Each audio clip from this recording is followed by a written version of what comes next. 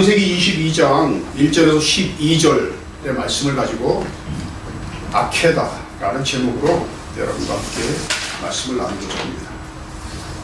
창세기 22장의 제목은 히브리어로 아케다라고 합니다. 한번 따라해 보실까요? 아케다. 이 아케다라고 하는 말은 무슨 뜻이냐면 바인딩, 묶는다 이런 뜻이에요. 아브라함이 자신의 아들 이삭을 스스로 묶어서 제단에 바치는 것을 가리키는 말이죠. 본문 말씀을 우리가 파워포인트를 보시면서 같이 합독하겠습니다. 시작. 그 이르되 하나님이 아브라함을 시험하시고 그를 부르시되 아브라함아 하시니 그가 이르되 내가 여기 있나이다. 여호와께서 이르시되 내 아들 내 사랑하는 독자 이삭을 데리고 모리아 땅으로 가서 내가 네게 일러준 한 산 거기서 그를 번제로 드리라. 아브라함이 아침에 일찍이 일어나 나귀의 안장을 지우고 두 종과 그 아들 이삭을 데리고 번제에 쓸 나무를 쪼개어 가지고 떠나 하나님이 자기에게 일러주신 곳으로 가더니 제3일에 아브라함이 눈을 들어 그곳을 멀리 바라본지라. 이에 아브라함이 종들에게 이르되 너희는 나귀와 함께 여기서 기다리라. 내가 아이와 함께 저기 가서 예배하고 우리가 너희에게로 돌아오리라 하고 아브라함이 이에 번제 나무를 가져다가 그의 아들 이삭에게 지우고 자기는 불과 칼을 손에 들고 두 사람이 동행하더니 이삭이 그 아버지 아브라함에게 말하여 이르되 내 아버지가 하니 그가 이르되 내 아들아 내가 여기 있노라. 이삭이 이르되 붉은 나무는 있거니와 번제와 어린 양은 어디 있나이까. 아브라함이 이르되 내 아들아 번제와 어린 양은 하나님이 자기를 위하여 친히 준비하시리라 하고. 아멘. 창세기 12장에서 하나님은 아브라함을 부르셨어요. 그리고 그에게 명령하셨죠. 너는 본토, 친척, 아버지의 집을 떠나 내가 너에게 보여줄 땅으로 가라 말씀하셨어요. 이 하나님의 명령은 하나님의 부르심이었을 뿐만 아니라 아브라함이 통과해야 했던 첫 번째 시험이었어요. 창세기 12장에서 창세기 22장까지는 10번의 시험이 나옵니다. 그리고 아브라함이 그 10번째 시험을 성공적으로 통과했을 때 그는 믿음의 거인으로 정상에 우뚝 서게 되었어요. 이 첫 번째 시험과 마지막 10번째 시험, 창세기 12장과 22장은 평행 대구, 영어로 하면 패럴렐, 짝을 이루고 있어요. 창세기 12장의 하나님의 명령은 히브리어로 레카라는 말로 시작합니다. 너는 가라, go for였어요. 창세기 22장의 하나님의 명령도 레카, 너는 가라. 창세기 12장은 너는 본토, 친척, 아버지의 집을 떠나라. 항상 히브리어의 특성이 세 가지를 반복하고 있어요. 고향 땅을 떠나는 것보다 고향 땅을 떠나는 것보다 친척을 떠나는 것이 더 어려운 일이죠. 그리고 자기 아버지의 집을 떠나는 것이 가장 어려운 일이에요. 시간이 갈수록 어려움이 가중되고 위기가 고조되고 있어요. 창세기 22장에 가면 똑같이 세 번이 반복됩니다. 너는 너의 아들, 너의 아들, 그러니까 아브라함에게 이스마엘과 이삭이 있었죠. 어느 아들을 이야기하시는지 지금 아직 잘 모르죠. 너의 아들, 그리고 이어서 너의 사랑하는 외아들. 하나님께서 외아들이라고 말씀하셨어요. 두 아들인데 외아들이 누구를 말하는 것일까? 그랬더니 그 다음에 이삭을 데리고 떠나요. 너의 아들, 너의 사랑하는 외아들 이삭을 데리고 떠나라 이렇게 말씀하셨고, 창세기 12장에서 내가 너에게 보여줄 땅으로 가라. 창세기 22장에서는 내가 너에게 일러준 산으로 가라. 그 산이 어느 산이었죠? 모리아. 매우 중요한 산이에요. 모리아 산으로 가라 이렇게 명령하셨어요. 그래서 여기 12장 1절과 22장 2절이 서로 짝을 이루고 있습니다.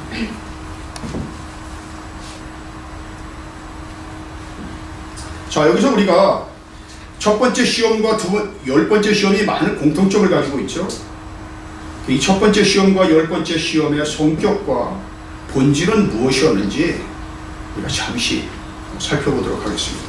창세기 12장 첫 번째 시험에서 하나님은 너는 본토 친척 아버지의 집을 떠나 내가 너에게 보여줄 땅으로 가라고 명령하셨어요. 이 명령은 한마디로 말하면 과거와의 단절, 과거를 청산하라는 요구였어요. 우리가 하나님의 사람으로 거듭나서 믿음의 길을 걷는다는 것은 내가 지금까지 살아왔던 그런 삶의 방식을 버려야 하는 거죠. 여러분, 우리가 크리스천으로 살면서 한평생 가슴에 품고 살아야 할 가장 중요한 단어가 있다면 그것은 바로 체인지, 변화가 없는 크리스천은 크리스천이 아닙니다. 그 사람이 얼마나 교회를 오래 다녔던, 예수를 언제부터 믿었던, 아니면 교회에서 어떤 직분을 가지고 있던, 그것은 하나도 중요하지가 않아요. 그 사람이 예수 그리스도를 믿기 시작하고 예수 그리스도를 진정으로 만났다면 그 사람의 삶에 놀라운 변화가 일어납니다. 그리고 그 변화가 시작되어야 하는 거죠. 여러분, 사람이 변한다는 건 뭐가 변해야지 그 사람이 변했다고 이야기할 수 있죠? 생각이 바뀌어야 되는 거죠. 내가 지금까지 품고 살았던 생각, 나의 고정관념, 내 속에 있는 내가 스스로 만들어 놓은 틀 안에 내가 이렇게 갇혀서 사는지도 몰라요. 그러니까 나의 어떤 고집, 자아, 아집, 독선, 그리고 더 중요한 것은 내가 하나님을 바라보는 시각, 세상을 바라보는 시각, 그리고 사람들을 바라보는 시각이 바뀌어야 돼요. 나의 시각과 나의 관점이 바뀌고, 나의 잘못된 생각들이 바뀌고, 나의 잘못된 습관들이 바뀌어야 우리는 그 사람이 변했다, 바뀌었다, 이렇게 이야기할 수가 있습니다. 새로운 출발을 위해서, 새로운 미래를 위해서 길을 떠나려면 나의 과거가 말끔하게 청산되지 않으면 안 돼요. 내가 지금까지 살았던 그 식으로, 그 방식 그대로 예수를 믿고 난 이후에도 그대로 살아간다면 아무 의미가 없습니다. 예수를 믿기 전과 예수를 믿고 난 후에 우리의 모습이 바뀌어야 하는 거죠. 예수님이 이 땅에 오셔서 가장 먼저 선포하신 말씀이 뭐였어요? 회개하라, 천국이 가까웠느니라. 이 무엇? 이 말씀이 무슨 말씀일까요? 회개하라, 천국이 가까웠느니라. 이 말씀은 바로 과거를 청산해야 한다는 거예요. 우리의 과거가, 우리의 잘못된 과거가 정리되지 않으면 새로운 미래를 향해서 새로운 출발을 할 수가 없다라는 말이죠. 이 첫 번째 시험이 과거와 관련된 것이었다면 10번째 시험은 미래와 관련된 것이었습니다. 하나님께서 아브라함에게 아들 이삭을 제단에 바치라고 명령하셨어요. 아브라함에게 있어서 아들 이삭의 존재는 그의 희망이고 그의 미래, 그의 모든 것이 걸려 있었습니다. 그런데 그 아들을 제단에 바치라는 것은 아브라함의 희망과 꿈과 미래를 제단에 올려놓으라는 거죠. 자신의 꿈과 미래와 희망을 제단에 바치고 그거를 포기할 수 있어야만 한다, 이렇게 요구하셨던 거죠. 여러분, 하나님은 왜 아브라함이 가지고 있었던 꿈과 희망과 미래를 제단에 바치라고 요구하셨을까요? 여러분, 우리가 이 세상에 살면서 나름대로 자신의 어떤 꿈과 희망과 미래를 가지고 그 어떤 삶의 목표를 향해서 최선의 노력을 다하는 것은 매우 소중한 것이고 아름다운 거죠. 그런데 왜 하나님은 그것을 포기하라고 말씀하셨을까요? 바로 여기에 이 10번째 시험의 본질이 여기 담겨 있어요. 여러분, 인간이 동물과 다른 것은 뭘까요? 인간은 의미와 가치를 추구하는 존재예요. 우리가 소나 돼지처럼 배불리 먹고 편하게 잠자고 하는 그것만으로 우리 인생이 결코 만족할 수 없고 결코 행복할 수가 없어요. 내가 살고 있는 이 내 삶의 어떤 목적, 그리고 내 삶의 의미와 그리고 그 가치를 발견하고 그것이 충족될 때 우리 안에 만족감이 오고 기쁨이 찾아오고, 그리고 그때 우리는 행복해질 수 있는 거예요. 내가 예수를 믿기 전에 나름대로의 어떤 꿈도 있었고 목표도 있었고 희망도 있었고, 그것이 잘못됐다는 것이 아니고 그것을 버리라는 것이 아니고, 중요한 것은 내가 예수를 믿기 전에 가졌던 그런 꿈과 희망과 미래가 예수 안에 들어왔을 때 예수 안에서 그것이 바뀌어야 합니다. 아니, 그것이 바뀌지 않는다 하더라도 적어도 내가 그렇게 소중하게 생각했던 나의 목표와 나의 꿈과 희망과 미래가 예수 안에서 새롭게 재해석되어야만 하고, 내가 그곳에 새로운 의미와 가치를 부여할 수 있어야만 합니다. 그것이 중요한 거죠. 내가 예수를 믿기 전에 돈을 벌기 위해서, 이 땅에서 성공하기 위해서 정말 열심히 살았어요. 잘못된 게 아니에요. 정말 열심히 잘 살았어요. 그런데 내가 예수 그리스도를 만났어요. 예수 그리스도 안으로 들어왔어요. 이제 무엇이 바뀌어야 되는 거죠? 내가 돈을 버는 그 일이 잘못된 것이 아니라 내가 돈을 버는 그 일에 새로운 의미를 부여할 수 있어요. 내가 예수 그리스도 안에 왔기 때문에 내가 열심히 돈을 벌어서 이 돈을 가지고 내 가족 그리고 내 식구들이 잘 사는 것도 중요하지만, 내가 이 돈을 가지고 더 많은 일을 할 수 있고 주님의 일을 할 수 있고 내가 더 많은 사람을 구제할 수 있고 그들을 도울 수 있다면, 내가 돈 버는 일이 헛되게 수고하는 일이 아니라 이것이 바로 값진 노력이 될 수 있겠죠. 바로 그런 의미와 가치를 예수 그리스도 안에서 우리가 새롭게 발견해야 한다는 거예요.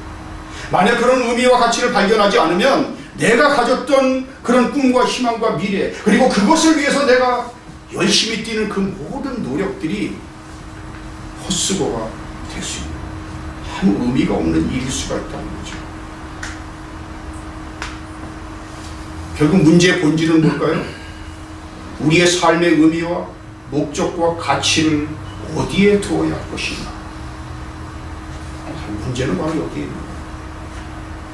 여러분의 삶의 목적, 여러분의 삶의 의미와 가치는 그 가치를 어디에 두고 계십니까?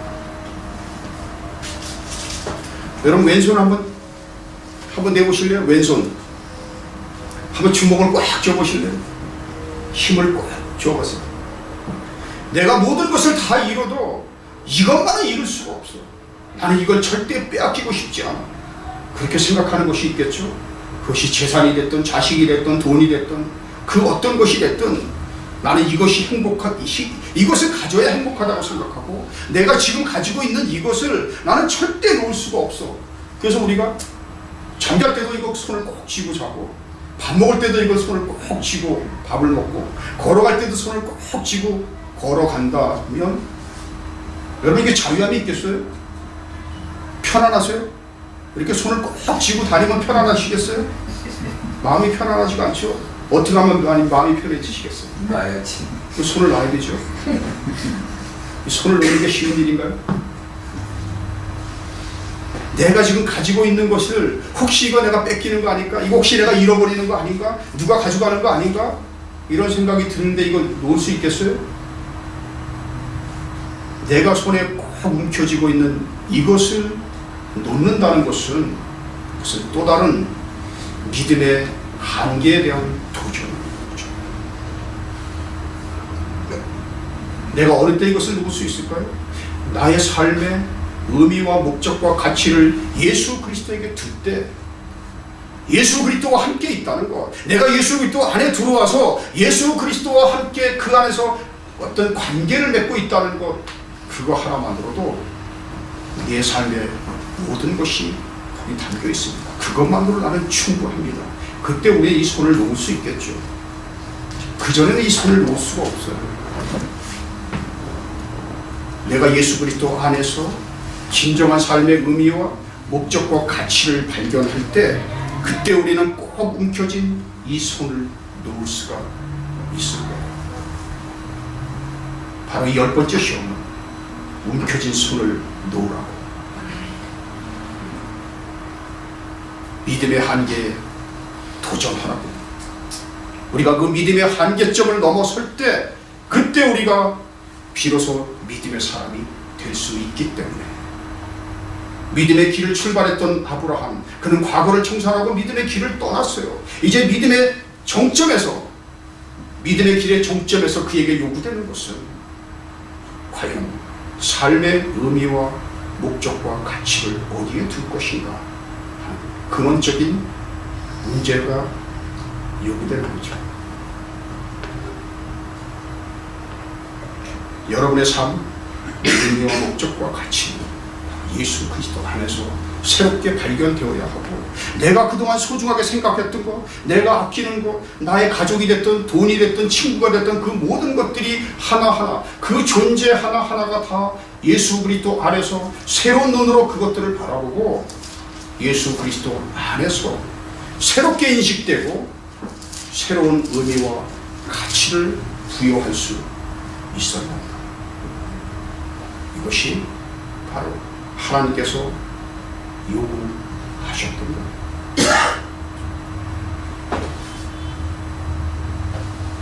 아브라함이 겪어야 했던, 아브라함이 통과해야 했던 이 10번째 시험은 아브라함만 겪었던 시험이 아니었습니다. 이 시험은 하나님과 아브라함 그리고 이삭, 이 셋이 함께 받는 시험이었습니다. 하나님께서 아브라함에게 내 아들을 잡아서 제단에 바치라고 그렇게 명령하셨어요.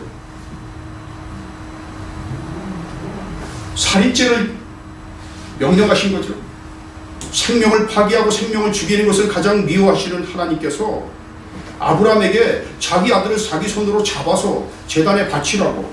그러면 그 하나님의 명령을 따르면 아브라함은 무슨 죄를 짓게 되는 거죠? 살인죄를 짓게 되는 거죠. 만약에 하나님의 명령을 따르지 않으면 살인죄를 범하지 않지만 하나님의 명령에 불순종하게 되는 거죠. 하나님의 이 명령 자체가 아브라함에게는 하나의 딜레마예요. 아브라함 자신은 이 명령으로 인해서 스스로 딜레마에 빠졌어요. 그런데 반대로 하나님의 입장에서 보면 어떨까요? 하나님은 아들 이삭을 야곱에게 주셨어요. 이게 약속의 아들이에요. 그리고 이 약속의 아들을 통해서 많은 자손들이 나올 것을 약속하셨어요. 그런데 이 아들이 죽는다면 어떻게 되는 거죠? 하나님의 약속이 무참하게 없어지는 거죠. 하나님과 아브라함이 만나서 언약을 맺었어요. 언약의 관계를 맺었어요. 이 언약의 관계를 맺었다는 것은 양 당사자가 해야 할 책임과 의무가 있는 거예요. 가장 중요한 의무는 뭐냐면 그 하나님과 맺은 관계, 그 언약을 유지하고 지켜가기 위해서 요구되는 것은 바로 신실함이라는 거예요. 영어로 하면 faithfulness, 신실함. 그 faith, 믿음이라는 그 단어 안에는 faithfulness라는 단어가 함께 들어가 있어요. 믿음과 신실함. 하나님에게 요구되는 것 신실함이에요. 하나님은 언약의 신실함을 보여주시기 위해서 아들 이삭이 죽으면 안 되는 거죠. 그런데 죽이라고 명령을 하셨어요. 이 말은 다시 말하면 하나님 자신이 시험대 위에 오르셨어요. 하나님도 시험을 받으셨어요. 그리고 하나님이 아브라함에게 이렇게 말하는 거예요. 나는 너의 진정한 믿음을 보고 싶다. 너와 나는 언약을 맺은 관계인데 이 언약을 맺은 것이 중요한 것이 아니라 이 언약을 잘 지키고 유지하기 위해서 믿음과 신실함이 필요하다. 나는 너의 믿음과 신실함을 보고 싶다. 너의 진정한 믿음을 보여달라. 그러면 나의 신실함을 너에게 보여주겠다. 이것이 바로 이 시험의 실체였어요. 우리가 이제 본문으로 들어가서 이 10번째 시험의 내용을 조금 더 구체적으로 짚어보겠습니다. 1절에 보면 하나님께서 아브라함을 시험하사 이런 말이 나와요. 하나님께서 아브라함을 시험하셨다. 이 시험한다는 말이 히브리어로 니사. 한번 같이 발음해 보실까요? 니사. 니사. 하나님은 왜 우리를 시험하실까요? 하나님이 우리를 시험하시는 시험의 목적, 그 본질은 어디에 있을까요? 하나님은 무엇을 알기 위해서 우리를 시험하시는 걸까요? 하나님이 우리를 시험하시는 목적. 믿음이 얼만큼 있는가? 네. 또 신실함이 있는가? 신실함이 있는가? 순종하는가? 또 하나님은 선악과를 먹지 말라고 아담과 하와를 시험하셨죠? 그런데 아담과 하와가 그 시험을 통과하는데 실패했어요. 그리고 아담과 하와의 자손인 아브라함은 10번의 시험을 다 무사히 통과했어요. 하나님은 이스라엘 백성을 시험하셨고 그들이 애굽 땅에서 나와서 40년 동안 광야 생활을 했어요. 40년 동안 그들은 때로는 너무나 힘든 절망과 고통과 그런 고난의 시간들을 보냈어요. 그들에게 견딜 수 없는 시간이었을지도 몰라요. 그러나 그것은 다른 한편에서 보면 하나님의 축복의 시간이었고 하나님과 함께하는 은혜의 시간이었어요. 신명기 8장 2절에 보면 하나님께서 이렇게 말씀하십니다. 내가 그들을 너희를 낮추려고 시험했다. 그들이 하나님 앞에서 더 낮아지게 하기 위해서, 그들을 겸손하게 하기 위해서. 하나님은 우리의 생명을 파괴하고 우리에게 무거운 짐을 지어주고 우리를 힘들게 하려고 시험을 하시는 것이 아니라 우리는 살아있는 생명체예요. 살아있는 생명체의 중요한 본질은 뭔가요? 내 안에 주님으로부터 오는 생명이 이 안에 있어요. 내가 살아있는 생명이라는 것은 생명체는 끊임없이 변화하고 끊임없이 움직이고 성장해야 합니다. 생명체가 그 자리에 있으면 어떻게 되죠? 죽는 거예요. 앞으로 가든가 뒤로 가든가 둘 중에 하나예요. 살든가 죽든가 둘 중에 하나예요. 중간 지대가 없어요. 하나님은 우리가 끊임없이 변화하고 움직이고 성장하도록 우리를 훈련시키고 우리를 단련시키기 위해서 우리를 시험하시는 거죠. 그런데 이 시험이라는 단어와 결부된 중요한 단어 하나가 나옵니다. 두려움이라는 단어. 두려움. 여기 한번 보실까요? 야레. 야레. 두려워하다. 창세기 20장 11절에 아브라함이 아비멜렉을 만났을 때 이렇게 말합니다. 자기 아내를 내어주면서 이곳에는 하나님을 두려워함이 없다. 그러니까 그곳에 사는 사람들이 하나님을 두려워하지 않는다. 그래서 난 너무나 무서워서 내 아내를 이렇게 줬다 이렇게 말해요. 그런데 이 10번째 시험이 끝나고 나서 22장 12절에 하나님께서 이렇게 말씀하십니다. 내가 이제야 내가 하나님 경외하는 줄을 아노라. 무엇을 안다고요? 하나님을 경외하는 줄을 안다. 경외한다가 무슨 말이에요? 무슨 뜻이에요? 하나님을 경외한다. 하나님을 두려워한다는 거죠. 그럼 결국 이 10번째 시험은 무엇을 알기 위한 것이었어요? 하나님을 두려워하는지, 얼마나 하나님을 두려워하는지를 알기 위한 시험이었다는 거죠. 그리고 그 10번째 시험을 통과했을 때 내가 이제 나를 두려워하는 것을 내가 알게 됐다. 결국 하나님을 두려워하는 것을 시험한 시험이었어요. 여러분, 하나님을 두려워한다는 말이 무슨 뜻일까요? 하나님이 무서워서 벌벌 떠는 것이 두려워하는 건가요? 무엇이 하나님을 두려워하는 것이죠? 하나님을 경외한다. 하나님을 두려워한다. 믿음이 없이는, 믿음을 가진 자만이 하나님을 두려워할 수 있어요. 하나님을 두려워한다는 말은 하나님을 높인다는 거예요. 하나님을 높이고 하나님에게 영광을 돌리고 하나님을 존경하고 하나님을 사랑하고 하는 이 모든 것들이 다 하나님을 두려워한다 라는 말 속에 포함되어 있는 말이에요. 그렇다면 하나님을 두려워하는 것은 무엇이 있을 때만 가능하죠? 믿음이 있을 때만 가능합니다. 믿음이 없는 자는 하나님을 두려워하지 않아요.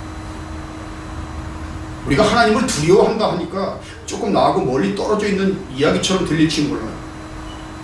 근데 우리가 이 세상을 살면서 무슨 여러 가지 일들을 하죠. 내가 계획하고 무슨 일을 진행하고 해요. 그거 할 때마다 하나님의 뜻을 물어보셨나요? 만약에 내가 내 마음대로 생각하고 내 마음대로 행동하고 내 마음대로 하고 싶은 대로 움직이고 산다면 그것은 곧 하나님을 두려워하는 마음이 없는 거예요. 내가 진정으로 하나님을 두려워한다면, 그리고 내가 진정으로 하나님을 높인다면 하나님의 뜻을 물어봐야 하는 것이고 하나님의 뜻을 따라야 하는 거예요. 하나님의 뜻과 내 뜻이 다를 때 어떻게 해야 될까요? 내 생각과 하나님의 생각이 달라요. 내 생각대로 내 마음대로 하나요? 내가 하나님의 뜻을 따르기 위해서 기꺼이 내 생각을 버릴 수 있어야만 하는 거죠. 그래서 이 두려움이라고 하는 말은 한번 같이 한번 읽어볼까요?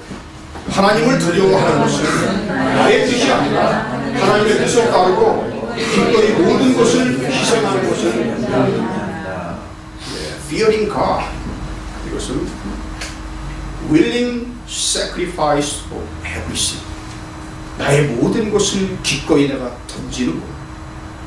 내가 하나님을 두려워하기 때문에, 내가 하나님을 높이기 때문에, 하나님 그분이 나의 삶의 모든 것이기 때문에 내가 그 어떤 것도, 이 세상에 속한 그 어떤 것도 내가 과감하게 던질 수가 있는 거죠.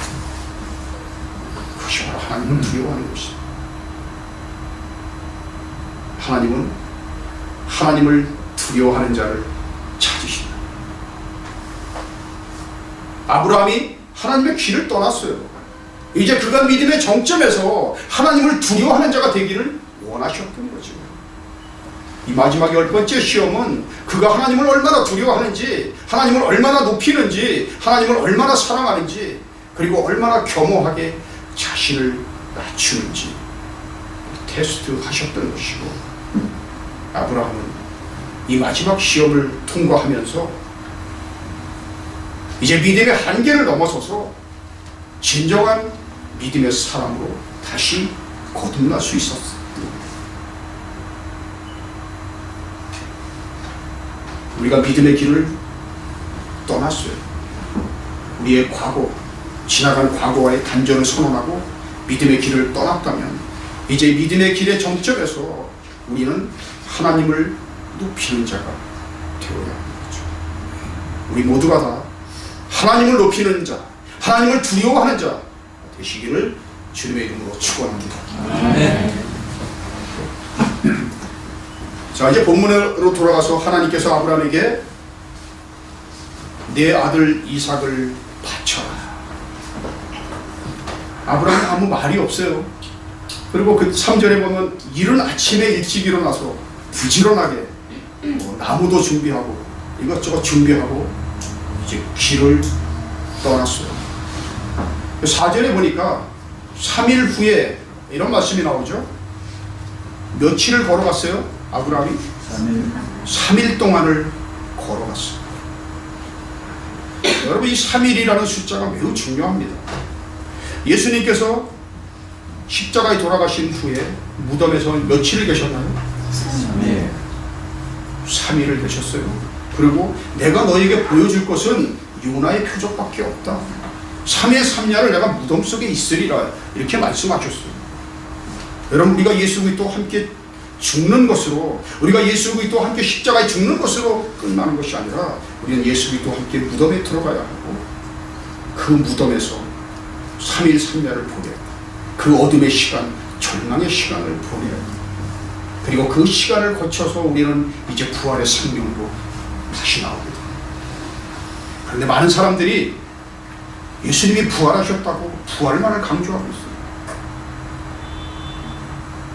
그것이 예수 그리스도의 부활이 나의 부활이 되기 위해서, 내가 그 부활에 참여하기 위해서 우리는 예수 그리스도와 함께 죽고 그리고 그 무덤 속으로 들어가서 무덤에서 3일 3야를 보내는 그런 시간이 필요하다. 그것이 3일 3야가 오랜 시간이 될 수도 있고 사람에 따라 10년이 될 수도 있고 5년이 될 수도 있고 그런 절망의 순간들이 있죠. 내가 왜 나에게 이런 일이 일어나는지 이해할 수 없는 그런 일들이 나에게 일어날 때가 있어요. 정말 하나님 너무하십니다. 왜 나에게 하필이면 이런 일이 일어났을까요? Why me? 왜 나에게 이런 일이 일어났냐고. 누구에게 하소연할 수도 없이 너무너무 힘든 시간을 내가 보낼 때가 있어요. 그런데 그 시간이야말로 내가 무덤 속에 잠기는 시간이에요. 그것은 절망의 시간이지만 희망으로 나가는 시간이에요. 너무나 감사한 시간이죠. 내가 그 시간을 잘 견딜 수만 있으면, 내가 그 시간에 주님을 포기하지 않으면 우리는 부활의 생명으로 나오게 되는 거예요. 그런 고난의 시간이 우리에게 절대적으로 필요합니다. 아브라함이 3일을 걸었어요. 그 사람이 3일을 걸으면서 얼마나 많은 생각을 했겠어요. 아니, 아들을 바치라고 합니다. 나에게 하나밖에 없는 이 아들을 바치라고. 차라리 돌아갈까? 그냥 가야 되나? 차라리 내가 죽는 게 낫지. 하나님은 왜 아들을 왜 죽이라고 나한테 그런 끔찍한 명령을 하셨을까? 차라리 제가 죽겠습니다. 얼마나 많은 생각을 하면서 그 3일이라는 기간을 걸어갔겠어요. 그가 걸었던 3일, 그리고 그는 얼마나 깊은 절망 속에 어둠의 그런 시간을 참고 견디면서 그는 걸어갔어요. 그러나 끝내 그는 무엇을 믿었나요? 하나님의 신실하심을 믿었대요. 내가 믿음을 가지고 이것을 잘 견디면 신실하신 하나님이 반드시 나를 축복해 주실 거야. 나를 이 절망에서 다시 끌어내 주실 것을 믿었던 거죠. 5절에 보면 이런 말씀이 나옵니다. 이제 종들에게 아브라함이 이렇게 말합니다. 우리가 이제 산에 올라가서 번제를 드리고 다시 돌아올 것이다. 이렇게 말하고 있어요. 누가 돌아온다고요? 우리가 돌아온다고. 우리는 누가 포함되어 있는 거예요? 이삭이 포함되어 있는 거예요. 하나님은 이삭을 잡아서 제단에 바치라고 명령을 했는데 아브라함은 나와 이삭이 다시 돌아올 것이다. 그러나 내가 비록 이삭을 죽이더라도 하나님께서 그를 다시 살리실 것을 믿었던 거죠. 히브리서 11장 17절 19절에 이렇게 말씀하고 계십니다. 우리가 다시 한번 읽어볼까요? 히브리서 11장 17절 19절. 그가 하나님이 이삭을 죽은 자 가운데서 다시 살리실 줄로 생각합니다. 비유컨대 그는 죽은 자 가운데서 도로 받은 것입니다. 부활의 하나님, 창조의 하나님을 아브라함은 믿었던 거죠. 그는 반드시 하나님께서 이렇게 끝내는 것이 아니라 여기서 이렇게 끝나는 것이 아니고 반드시 이 문제를, 지금 딜레마에 빠져있는 나, 이럴 수도 없고 저럴 수도 없는 딜레마에 빠져있는 나를 구원해 주실 것을 믿었다는 거죠. 그의 위대한 믿음은 바로 여기에 있었어요. 그가 많은 우여곡절을 겪으면서 이런 믿음의 길을 걸어왔어요. 때로는 약한 믿음의 태도를 보인 때도 있었어요. 흔들릴 때도 있었어요. 그러나 그는 끝까지 견뎌냈어요. 끝까지 견뎌내는 것이 우리에게 중요하죠. 제가 지난번에 마라톤 이야기를 했지만 우리가 이 믿음의 길을 걷는 것이 마치 마라톤을 달리는 것이라면 우리가 몇 등으로 들어오느냐가 중요한 것이 아니라 포기하지 않고 끝까지 믿음의 길을 달려서 완주하는 것이 제일 필요한 거죠. 그것이 바로 믿음이에요. 믿음은 인내를 요구하는 거예요. 내가 도저히 견딜 수 없고 내가 도저히 참을 수 없고 내가 더 이상은 어떻게 할 수가 없어. 그런 어떤 인내의 한계점에 도달했다고 생각했을 때 그것을 넘어서서 한 발을 내딛는 것. 그것이 믿음의 사람과 믿음이 없는 사람의 큰 차이를 만드는 거죠. 이제 아브라함이 종들을 다 따로 놓고 이삭과 함께 둘이서 산을 올라갑니다. 예루살렘 산 정상 모리아 산을 향해서 이제 두 사람이 함께 올라가고 있어요. 근데 7절에 보니까 6절 8절에는 같은 히브리어로 같은 문장이 반복되는데 두 사람이 함께 걸었다, 이런 히브리어 문장이 나와요. 한번 같이 한번 읽어볼까요? 바이엘쿠 시네이햄 야다. Two of them walk together. 둘이서 함께 걸었다. 이 6절에 나오는 이 문장과 8절에 나오는 이 문장은 같은 문장이지만 전혀 다른 의미를 가지고 있습니다. 6절에서 이제 아브라함이 이삭을 데리고 함께 길을 걷습니다. 그것은 아버지와 아들이 함께 길을 걷는 그런 길이었어요. 그런데 이 사이에 7절에는 이제 이삭이 아버지에게 묻습니다. 아버지, 우리가 산에 이렇게 하나님께 제사를 드리러 올라가는데 우리가 잡을 양은 어디에 있습니까? 그래서 아브라함이 뭐라고 대답해요? 하나님이 준비하실 것이다. 어쩌면 이삭은 직감적으로 자기가 양이 될지도 모른다는 생각을 했을지 모릅니다. 여러분, 이삭의 나이는 몇 살이었나요? 아브라함과 이삭이 함께 갔을 때 이삭의 나이는 몇 살이었어요? 24살? 18살? 17? 12? 아니, 근거가 어디서 나오죠? 힘셀 때. 힘셀 때. 사라는 몇 살에 죽었죠? 아브라함의 아내 사라가 몇 살에 세상을 떠났어요? 90세. 127세. 아브라함의 아내 사라가 이삭을 낳았을 때가 90세였어요. 그러니까 90세에 이삭을 낳고 127세에 세상을 떠났어요. 그 사이에 몇 년의 시간이 흘렀죠? 37년.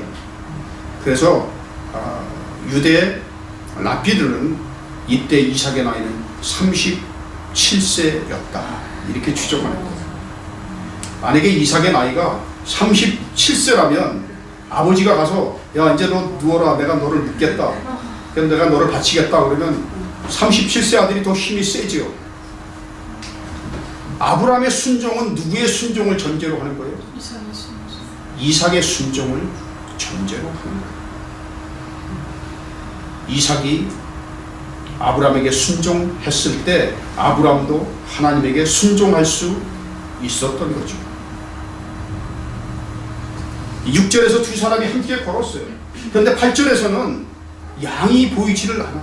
양이 보이지 않는 상태에서 이제 두 사람이 아무 말이 없이 다시 길을 걸어요. 하나님이 알아서 하실 것이다, 이런 이야기를 듣고 두 사람이 같이 길을 걸어요. 이때 이 두 사람은 아버지와 아들의 관계가 아니라 시험을 받는, 하나님으로부터 시험을 받는 당사자로서, 두 사람이 시험을 받는 사람으로서 함께 손을 잡고 길을 걸었다. 침묵 속에서. 어쩌면 이거는 이 세상에서 가장 아름다운 동행이었다. 가요에 보니까 가수가 부른 동행이라는 노래도 있는데, 이 두 사람이 함께 걸어가는, 하나님으로부터 시험을 받기 위해서 산 정상을 향해서 둘이 걸어가는 동행, 그것은 이 세상에서 가장 아름다운 동행이었고, 그 어려운 시험도 둘이 하나가 돼서 한 마음으로 함께 걸어갈 때 극복이 될 수 있었던 거죠. 아브라함이 이제 모리아 산에 올라갔어요. 여러분, 이 모리아 산이 무슨 산인가요? 모리아 산이 바로 예루살렘의 성전산, 예루살렘 성전이 세워지는, 예루살렘 성전이 세워지기 전 모리아 산에서 그 성전산에서 최초로 제사를 드렸던 제사장은 바로 아브라함이었어요. 아브라함은 가장 먼저 예루살렘 정상에 올라가서 그 모리아 산에서, 성전산에서, 예루살렘 성전이 세워지기 전 제사장으로 가장 먼저 제사를 드렸던 사람입니다.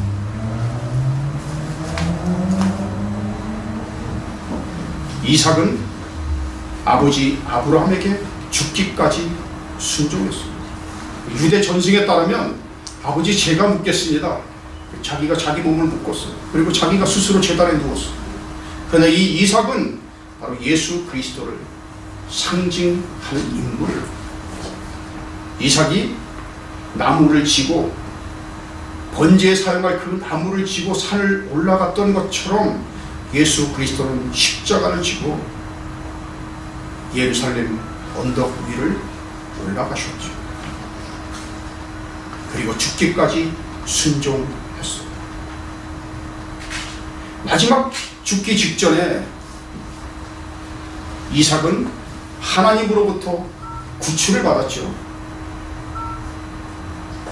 그렇지만 예수님은 구출을 받지 못했어요. 예수님은 그대로 돌아가셨어요. 그런데 이삭이 다시 살아난 것처럼 예수 그리스도는 부활하셔서 다시 살아나셨어요. 그리고 우리의 주님이 되셨어요. 오늘 본문의 1절에서 하나님이 우리를 시험하셨다. 하나님은 우리를 시험하시는 분이야. 테스팅. 그런데 14절에 가면 어떤 말씀이 나오냐면 여호와 이레. 여호와 이레가 무슨 뜻이죠? 준비하시다. 하나님이 준비하신다. 근데 이 이레라고 하는 말은 본다 라는 뜻이야. 하나님이 보신다. 하나님이 보신다. 하나님이 공급하신다. 하나님이 준비하신다. 이런 뜻이에요. 그래서 이 1절하고 14절을 보니까 하나님은 우리를 시험하시고 또한 동시에 우리에게 필요한 것을 공급하시는 거예요. 우리에게 있는 것을 빼앗아 가는 것처럼 보이지만 더 많은 것으로 되돌려 주시는 거예요. 우리를 시험하시고 우리에게 필요한 것을 공급하시는 거예요. 그래서 1절이 테스트, 하나님이 우리를 테스트하신다, 그 시험한다는 말이 나오지만 14절에 공급하신다. 하나님은 우리를 무엇을 하기 위해서 공급하신다고요? 더 많은 것을 공급해 주기 위해서, 더 많은 것으로 채워주기 위해서 우리를 시험하시게 공급해 주시는 하나님. 여호와 이레. 한번 같이 한번 해보실까요? 여호와 이레. 우리에게 필요한 것을 채워주시고 공급해 주시고 우리와 함께 하시는 거예요.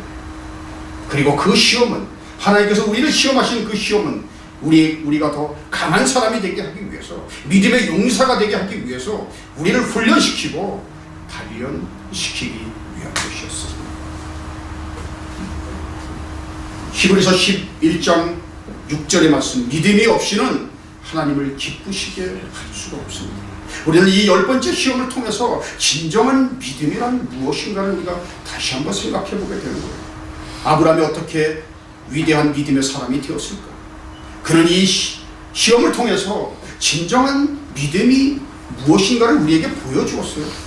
그 진정한 믿음의 실체를 우리는 다시 한번 보게 되는 거죠. 그러니까 히브리서 11장 6절 우리가 같이 한번 읽겠습니다. 믿음이 없이는 하나님을 기쁘시게 하지 못하나 하나님께 나아가는 자는 반드시 그가 계신 것과 또한 그가 자기를 찾는 자들에게 상 주시는 계심을 믿어야 할지니라. 네, 오늘의 결론, 진정한 믿음은 무엇일까? 우리의 삶의 의미와 목적과 가치를 어디에 둘 것인가? 이것이 우리가 우리 자신에게 물어야 할 가장 중요한 질문이에요. 밑에 진정한 믿음은 한번 같이 한번 읽어보실까요? 진정한 믿음은 예수 그리스도에게 삶의 의미와 가치를 주는 것이다. 아브라함은 진정한 믿음이 무엇인가를 자신의 삶을 통해서 우리에게 보여주었어요. 진정한 믿음은 우리의 삶의 의미와 가치와 목적과 이 모든 것을 다 누구에게 두는 것이라고요? 예수 그리스도에게 주는 것이에요. 그래서 다른 말로 하면 꼭 움켜쥔 이 손을 펼 수 있는 믿음을 가진 자만이, 진정한 믿음을 가진 자만이 내가 이거는 절대로 포기할 수가 없어, 이거는 놓을 수가 없어, 이렇게 안다라는, 안절부절하는 이 손, 꼭 움켜쥔 이 손을 펼 수가 있다. 진정한 믿음의 사람만이 손을 펼 수 있고, 예수 그리스도, 그분을 두려워하고 그분을 높이고 그분을 사랑하는 그런 믿음을 우리가 가질 수가 있는 거죠. 하나님을 높이는, 그리고 하나님을 사랑하는 여러분 되시기를 주님의 이름으로 축원합니다. 아멘. 기도하시겠습니다.